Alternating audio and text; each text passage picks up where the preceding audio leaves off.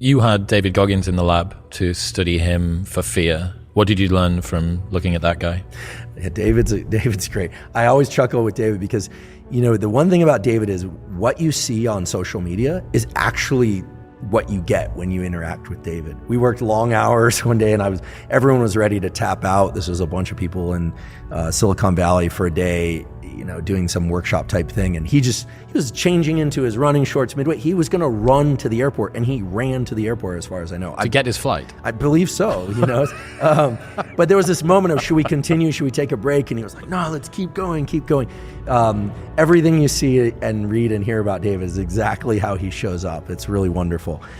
He came to the lab and he did, we have a virtual version of the shark thing.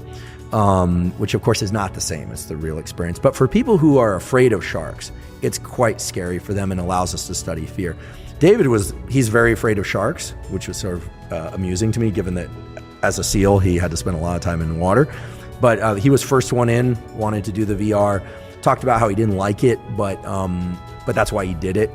Constant testing himself. In fact, I think even though David's quite successful, and has many, many options of how to spend his time, I believe this is correct. I think right now he's doing fire jumping. He's fighting fires in the wilderness by zip lining in or fast lining in or jumping out of planes. So he's constantly pushing that friction lever to create or build or further build this thing about leaning into friction. And this is a term that isn't really scientific, but that I decided to coin because this idea of limbic friction. That when we're very tired and we need to be in action, or when we're very stressed and we need to perform in a more calm and controlled way, there's friction on both sides. Getting out of bed when we're exhausted, hard, very hard often. Leaning into action in a calm and deliberate way when we're freaking out, like going to give a public lecture if one has fear of public speaking, also hard. So this limbic friction, and David just seems to seek what I call limbic friction in every domain of life. Is that like exposure therapy for limbic friction then? Essentially, yeah. I mean, what you're training and improving when you're getting better at dealing with stress is this ability to tolerate high amounts of adrenaline in your body and to think clearly and function well. I mean, adrenaline is epinephrine, and just a little bit of physiology. It's released from the adrenals, obviously, above the kidneys. That gets your body organs amped up and energized. It can't cross the so-called blood-brain barrier. You have a high restriction fence that we call the blood-brain barrier around the brain. Keep bad molecules out. Adrenaline, therefore, is released also within the brain from a little cluster of neurons called locus ceruleus. The name doesn't matter. So when you are stressed, your brain and your body both wake up, and that adrenaline hijacks certain systems, narrows your visual focus, et cetera, et cetera. If you look at almost all stress inoculation protocols, cold water, ice bath, cold shower, cyclic hyperventilation, those all do the same thing. They generate a lot of adrenaline release in the brain and a lot of adrenaline release in the body. But it's different if the adrenaline in the brain and body is evoked by you, that you did it.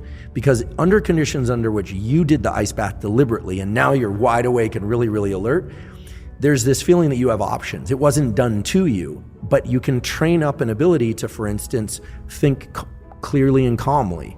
Maybe even do some simple math problems in your head, or maybe try and relax while there's all this adrenaline in your system.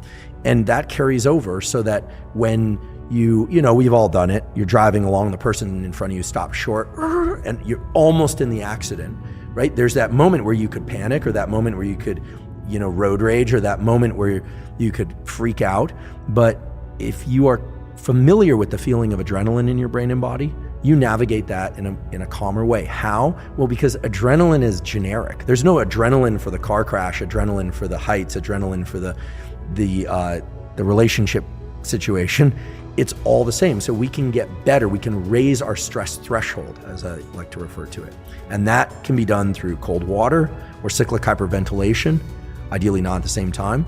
But cold water, is a universal stimulus for creating adrenaline release. And there's a big range of cold, not infinite, but a big range of cold in which you can generate adrenaline without harming your tissue. Whereas with heat, you get into a very hot environment, or very low oxygen environment, you'll also get a lot of adrenaline, but you can also suffocate and burn yourself. So this is why cold is used in Navy SEAL screening and training.